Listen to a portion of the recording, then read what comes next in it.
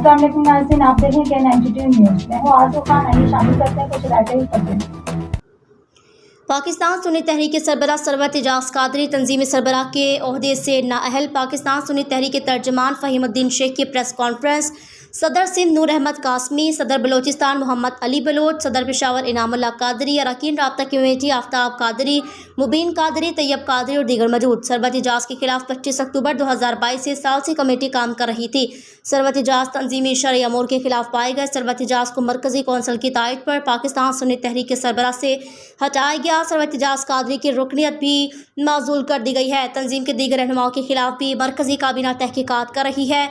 مرکزی کابینہ کا اجلاس مسلسل جاری، کل دوپہر 3 بجے نئے سربراہ کا اعلان متوقع۔